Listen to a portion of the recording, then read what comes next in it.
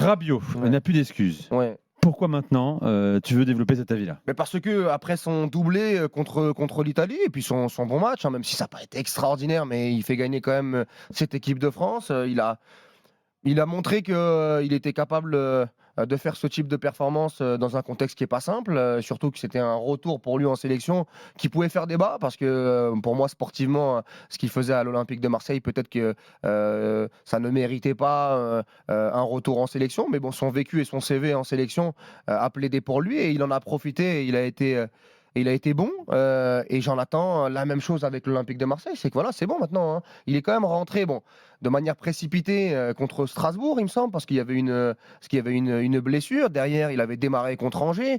Donc il y a eu entre-temps le match contre le PSG, le match contre Nantes, je dois en oublier, le match contre Auxerre, plus le match avec l'équipe de France. Ça commence à devenir conséquent, hein, pour Adrien Rabiot. On est quand même le 20 novembre.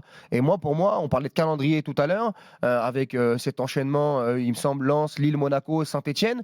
Rabiot doit casser la baraque. C'est bon. Alors, il y en a beaucoup qui me diront oui, mais Rabiot, est-ce que c'est un joueur qui casse la baraque? Rabiot, il est arrivé en Ligue 1, à l'Olympique de Marseille. Il doit montrer son statut d'international, et les matchs un peu mid, là, un peu yaourt nature, entre 4 et 5 sur 10, où il apporte sans véritablement apporter, mais c'est une pièce parmi tant d'autres à l'Olympique de Marseille. Là, moi, j'en peux plus, et c'est terminé. C'est-à-dire que là, maintenant, il va être jugé, il n'y a plus d'excuses, il n'y a plus l'histoire de je dois retrouver mon niveau physique petit à petit. Là, c'est bon, il a montré qu'il en était capable, et il doit montrer que c'est un taulier de l'Olympique de Marseille et que c'est une vraie valeur ajoutée dans cette équipe de l'Olympique de Marseille. Donc je vais l'attendre sur cette période. Adrien, ça doit être ta période, et si véritablement il se passe rien dans cette période-là, ça commencera vraiment à devenir compliqué pour lui, parce qu'on rappelle, hein, il a quand même un contrat de 2 ans à l'Olympique de Marseille, donc on va pas attendre. Il n'a pas 21 ans, Adrien Rabiot, hein. S'il vient à l'Olympique de Marseille, c'est pour être fiable très rapidement, et je pense qu'on a assez attendu Adrien. Voilà pour l'avis de Walid. Vous venez réagir au 32-16. Je rappelle, c'est le moment pour lui, hein. Lens-Marseille, Marseille-Monaco. Moi, j'ai rien dit sur Adrien Rabiot à l'Olympique de Marseille pour l'instant. Marseille-Lille. Pour l'instant, là maintenant, c'est bon. Là, c'est maintenant, on t'attend. Ouais, le yaourt, il est. On t'attend. Il est périmé. Et en même temps, si Daniel était là, il te dirait, mais Walid, ça a toujours été un yaourt nature, Rabiot. Oui, mais un yaourt nature à la toujours Monsieur Juventus, passe horizontal. un yaourt nature à la Juventus, un yaourt nature au Paris Saint-Germain, un yaourt nature en équipe de France. Je pense qu'en Ligue 1, sans dénaturer la Ligue 1, normalement, tu dois être un yaourt sucré. Si tu es un yaourt nature ailleurs, tu dois être un yaourt un minimum sucré en Ligue 1. Tu dois montrer, tu as un salaire qui est très sucré. Le salaire, je pense que waouh, il y a du sucre un peu partout, il y a du fruit. Voilà. Donc à un moment donné, il faut le montrer sur le terrain. Voilà, il faut le montrer sur le terrain. Même du caramel beurre salé. Ah ouais, là, je peux te dire, c'est de la crème brûlée. Il y a il y a tout. Hein. Un peu de chantilly, peut-être. Ouais, peut-être aussi des fraises. J'ai faim. Ouais. Damien. Bois un coup. Damien, qu'est-ce que tu en penses? Est-ce que tu estimes, pour l'instant, que son début est très timide, et lui aussi doit faire beaucoup plus? Oui. Quand on dit patron, c'est pas forcément dans le vestiaire. Il vient d'arriver, c'est pas toujours évident. Sur le terrain. Non, mais son début, il est timide. C'est vrai qu'on s'attend peut-être à avoir un Rabiot qui prenne des initiatives, qui prenne le contrôle du jeu, qui fasse des courses, qui se projette. Je vais tempérer un petit peu le débat sur le fait que il n'a pas eu la préparation qu'il a, je pense qui est normal pour un joueur de foot pour entamer une saison. Il arrive dans un vestiaire qui est nouveau. Voilà, il y a des prises de marque aussi à faire. Maintenant, je vais dans le sens de Walid sur le fait d'avoir cette sélection qui était pour moi pas forcément justifiée par rapport à ce qu'il avait proposé, et un retour qui n'était pas justifié tout simplement, de prendre ce match-là avec l'équipe de France, de s'en servir pour le ramener avec lui en termes en capital confiance, et de le poser dans le vestiaire de l'Olympique de Marseille, mais aussi de le poser sur le terrain de l'Olympique de Marseille en se disant voilà, ça y est, ma saison elle est lancée, et c'est ce que je pense que les supporters de l'Olympique de Marseille attendent aussi de lui, parce que même si pour Walid il a fait des matchs yaourt nature, ça reste quand même un joueur pour moi qui a un pédigré. Je ne cache pas que j'aime beaucoup le joueur, mais qu'est-ce que tu aimes chez lui? Moi, j'aime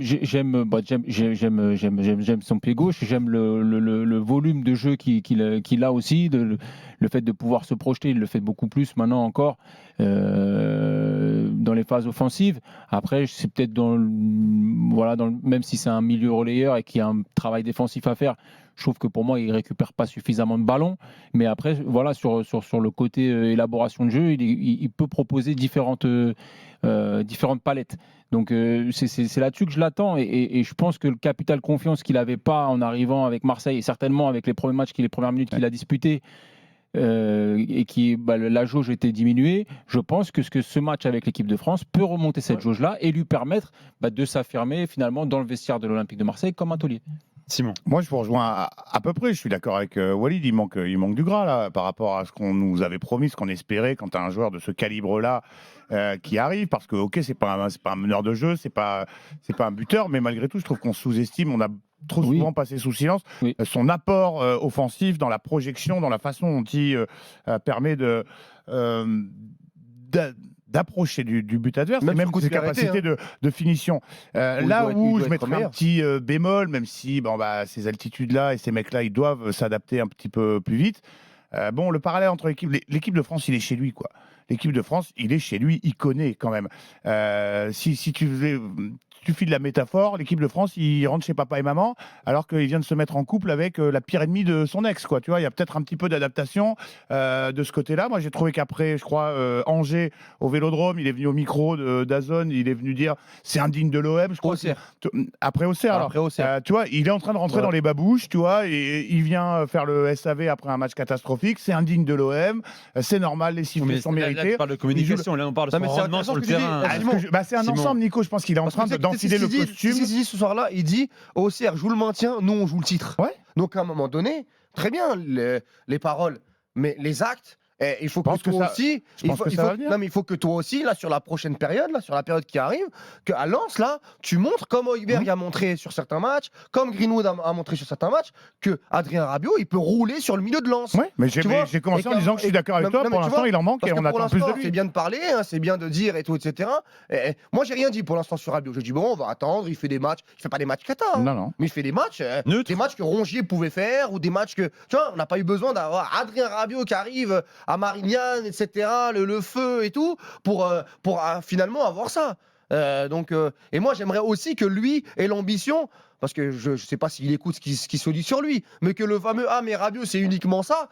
Moi, si j'étais à sa place, je me dirais « Attendez les gars, je suis arrivé en Ligue 1, je vais vous montrer ». C'est pour ça que je te parle de l'après-match après Auxerre. Je pense que c'est une façon de dire, d'assumer ses responsabilités, d'assumer le fait qu'il n'est pas au niveau où il espère être, et d'assumer le fait qu'il doit, lui aussi, comme tous les autres, en mettre un petit peu plus dans la balance. Mais bon, moi, j'ai confiance. Et même si j'ai dit que l'équipe de France et Marseille, c'est pas pareil, on peut espérer que sur sa lancée de l'équipe de France, ça lui donne, il arrive avec un petit peu d'élan pour la reprise avec Marseille, quoi.